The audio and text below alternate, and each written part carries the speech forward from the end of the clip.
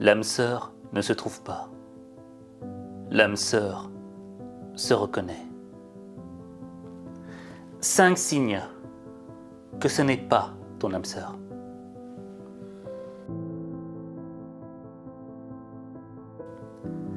Plus tôt dans la semaine, on a publié une vidéo sur la trahison de la femme de Will Smith. La femme de Will Smith, Jada Pinkett Smith, avait avoué à Will Smith qu'elle avait entretenu une relation avec August Alsina. I think, so I mean, because this is your red table and you like brought yourself to the red table, I think you need to say clearly what happened. As far as what? You and I decided we were going to take our space, and what happened? Yeah, and then I got into an entanglement with August. That's what I said. An entanglement? Yes. Yes. A relationship? Yes, it was a Yeah. relationship, absolutely. I was in a lot of pain, and I was very broken. Now, in the process of that relationship, I definitely realized that you can't find happiness outside of yourself. Mm-hmm. Cette vidéo a engendré des milliers de commentaires. Certains disaient que Will valait mieux que cette Jada Pinkett Smith, qu'elle n'était pas réellement son âme sœur. C'est pourquoi dans cette vidéo, je vais te présenter 5 signes qui démontrent que la personne avec qui tu es en couple n'est peut-être pas ton âme sœur. Le premier élément, c'est que tu ne peux pas lui donner totalement ta confiance.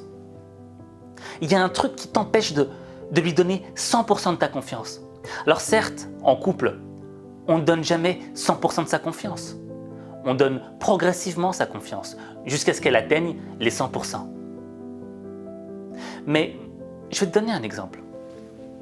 Admettons que demain, tu fasses un accident extrêmement grave. Un accident qui t'handicape lourdement et qui t'handicape à vie. Est-ce que selon toi, la personne avec qui tu es en couple restera? Ou est-ce que ce sera trop pour elle? Est-ce que le fait pour elle de rester avec toi correspond à un sacrifice? Est-ce que cette personne s'imagine sacrifier sa vie pour toi?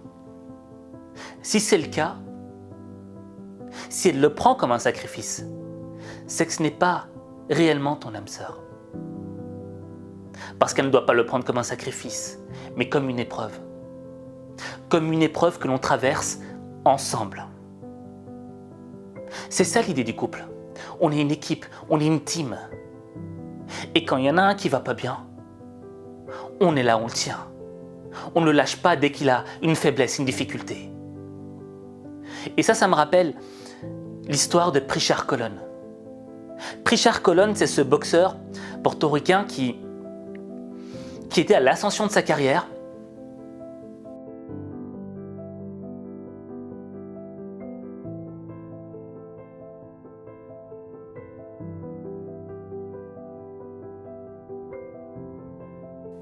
Et qui, après plusieurs coups reçus derrière la tête, s'est retrouvé paralysé à vie.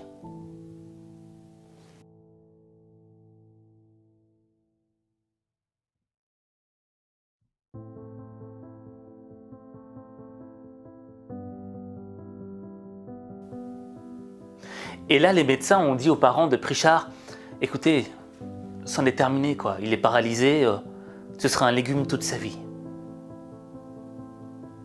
Mais les parents de Prichard Colón, ils avaient tellement d'amour pour leur enfant qu'ils ont remis en cause le diagnostic des médecins. Ils ont dit non, on va essayer. On n'a peut-être pas fait des études de médecine, on s'y connaît peut-être pas autant que vous. Mais notre fils, on l'aime. On a un amour qui est sans limite pour lui. Et on va essayer de l'aider, on va essayer de faire en sorte qu'il puisse s'en sortir. Mais on ne le lâchera jamais. On ne le laissera pas devenir un légume. Et à force d'avoir donné autant d'amour à ce garçon, il est parvenu, pas à s'en sortir complètement, mais il a fait des prouesses incroyables. I know that's you. Let me see the right. Let me see the right. Vamos, vamos, vamos. Sí, ese eres tú. That's you. I know. Let's food, vamos. For sure. Vamos, uno bien bueno con right. Go, Pressure. Vamos. Les médecins qui disaient que ce garçon serait paralysé à vie parvient à démentir tous les pronostics qui ne jouaient pas en sa faveur. Pourquoi ? Parce qu'il était entouré de personnes qu'il aimait. Et moi je me dis, et si les parents de Pritchard Colon n'étaient plus là, s'ils n'étaient plus de ce monde, qui aurait été là pour Pritchard ? Si ce Pritchard Colon avait une petite amie ou une femme, est-ce qu'elle aurait endossé le rôle des parents de Pritchard ? Mets-toi à la place de Pritchard Colon. Est-ce que la personne avec qui tu es en couple aujourd'hui serait-elle capable d'endosser ce rôle ? Si la réponse est non, il faut que tu te remettes en question.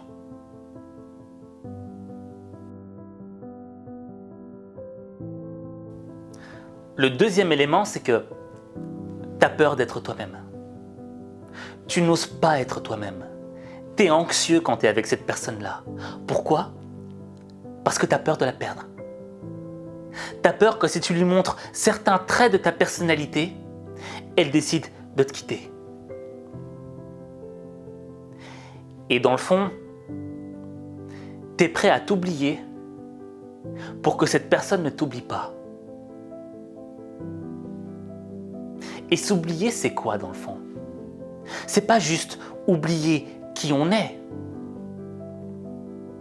S'oublier, c'est se laisser piloter par la peur de perdre l'autre. Et quand on se laisse piloter par la peur, et non pas par sa conscience, par son être intérieur, on fonce droit dans le mur. Pourquoi ?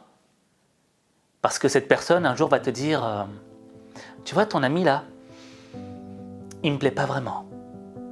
Tu vois ce membre de ta famille là me dérange. Et toi, comme tu seras piloté par la peur de perdre cette personne que tu aimes sincèrement de tout ton cœur, tu seras prêt à couper les ponts avec des amis ou des membres de ta famille qui t'aiment sincèrement. Des gens qui sont prêts à se battre pour toi. Alors je te pose la question. Est-ce que tu es piloté par la peur de perdre ? Si c'est le cas, remets-toi en question.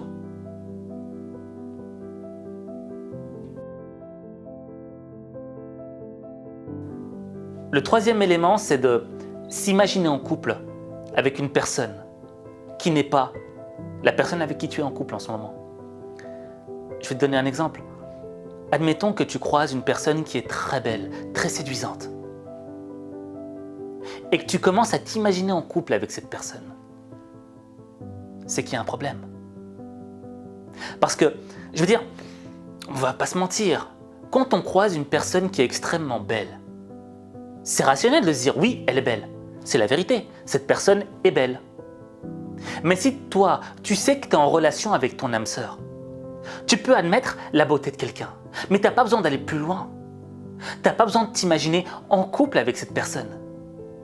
Pourquoi ? Parce que ton cœur est déjà lié à une autre personne. Et quand les cœurs sont liés, quand les cœurs fusionnent, tu vois, ils n'ont pas besoin de s'imaginer fusionner avec quelqu'un d'autre. Tu es déjà en pleine fusion. Mais si tu t'imagines avec quelqu'un d'autre, c'est que ton cœur n'est pas complètement en fusion avec la personne qui est censée être ton âme sœur. Et maintenant, si on prend une autre perspective, en rapport avec le premier élément, la confiance. Admettons que tu sais que la personne avec qui tu es en couple va croiser quelqu'un qui est très beau, une personne extrêmement intelligente, extrêmement séduisante. Je veux dire, c'est le genre de personne qui ne nous laisse pas indifférents. Et toi, tu sais que tu vas partir en voyage et que la personne avec qui tu es en couple va rester avec cette personne extrêmement séduisante. Est-ce que tu auras confiance en ton partenaire? Est-ce que tu penses que ton partenaire risque de flancher? Qu'il suffit d'un rien, d'un petit pour que ça flanche? Si c'est le cas, remets-toi en question.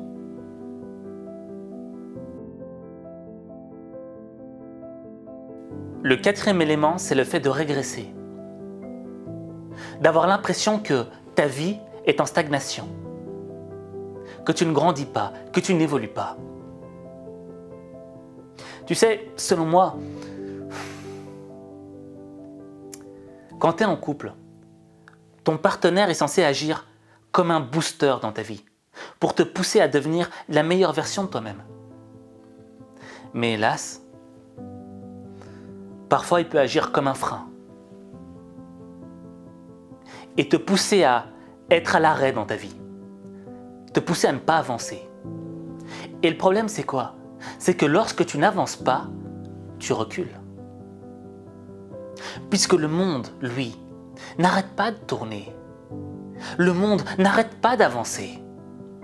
Et quand toi, tu es à l'arrêt et que le monde avance, ça signifie que tu recules. C'est pour ça que si tu as l'impression d'être en stagnation en couple, ça veut peut-être dire que tu es en train de régresser, de reculer de la meilleure version de toi-même. Alors, tu sais, il y a cette phrase qui dit oui, mais il faut aimer les gens malgré leurs défauts. Selon moi, je peux le comprendre, qu'il faut aimer les gens malgré leurs défauts. Mais quand tu sais que le défaut rend cette personne moche, que ce défaut rend cette personne moche de l'intérieur, que ce défaut la pousse à régresser, qu'elle l'éloigne de la meilleure version de soi-même, qu'est-ce que tu fais? Est-ce que tu vas être dans la position de celui qui dit « Non mais laisse aller, je t'aime avec tes défauts, hein. Je sais que tu es en train de régresser, je sais que tu es en train de t'éloigner de la meilleure version de toi-même, mais moi je dis rien, je t'aime comme t'es, je t'aime quand t'es comme ça. » Non, c'est pas vrai. Moi je t'aime quand tu deviens meilleur. J'aime te voir évoluer. J'aime te voir te transformer. C'est pour ça qu'on est en couple. Et si moi, je suis là pour agir comme un booster dans ta vie, toi aussi, tu dois agir comme un booster dans ma vie. C'est ça le principe du couple. Et dans un couple, il n'y a pas un rapport de dominant et de dominé. Tu sais, comme la phrase qui dit « derrière chaque grand homme, il y a une femme, etc. » Wow, guys, il n'y a pas une femme derrière ou un homme derrière ou quelque chose comme ça. Il n'y en a pas un qui domine l'autre. C'est pas ça. On est une équipe, on est une team. Et on avance ensemble, on se booste ensemble. Je ne suis pas là pour te dominer, je suis là pour te sublimer. Et si toi, dans ton couple, ton partenaire ne te sublime pas, mais te domine, c'est qu'il faut que tu te remettes en question.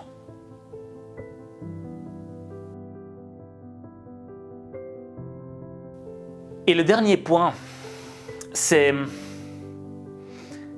est-ce que tu es capable de te projeter dans l'avenir avec cette personne?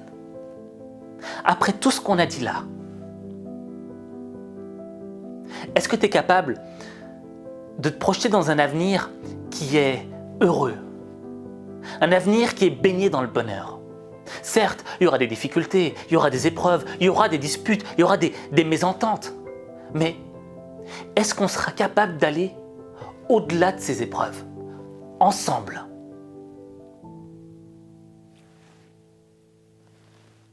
Tu sais, on ne sait pas si dans la minute qui vient, on sera encore vivant. Je veux dire, qui aurait imaginé qu'en cette année 2020, la planète entière serait en confinement? Qu'il y aurait eu une pandémie mondiale? Personne. Et ça veut dire quoi? C'est que on ne peut pas maîtriser ce qui va se passer dans le monde. Et les choses vont très vite. Et la vie elle-même va très vite. Et on peut partir du jour au lendemain. C'est pour ça que chaque seconde dans ta vie, chaque minute est essentielle. Mais ce qui est aussi essentiel, c'est avec qui tu partages ces minutes.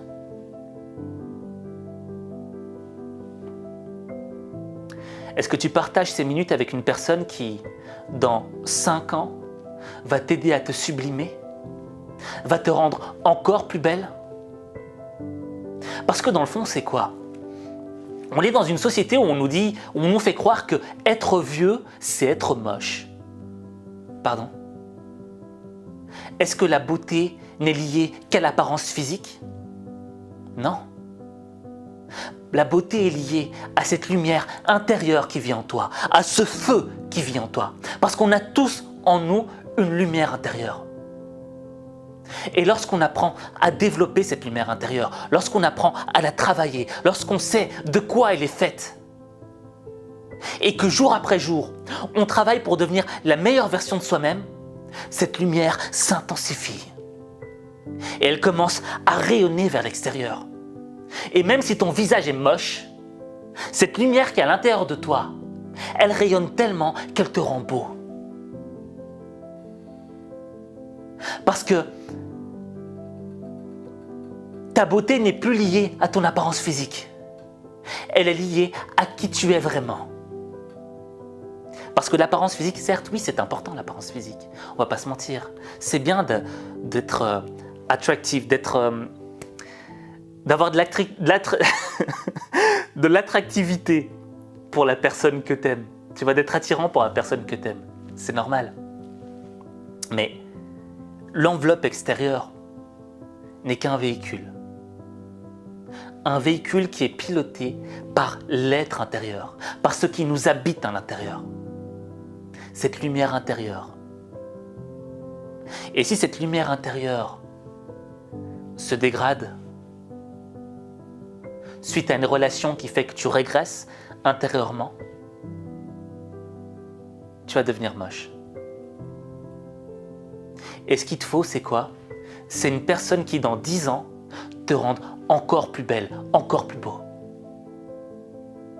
Il faut que quand tu aies 50 ans, 60 ans, 70 ans, 80 ans, on se dise « Waouh, cette personne dégage un truc qui la rend belle. » Je sais pas décrire c'est quoi, je sais pas d'où ça vient, mais cette personne est belle. Parce que la vie en soi, elle est belle. La vie, c'est comme un arbre avec différents fruits. Alors tu peux goûter le fruit de la tristesse, de l'amertume, etc. Mais il y a aussi les fruits du bonheur, les fruits de la beauté. Quel fruit tu choisis dans le fond? Parce que le seul qui peut faire le choix du fruit qu'il veut, c'est toi. Il n'y a que toi.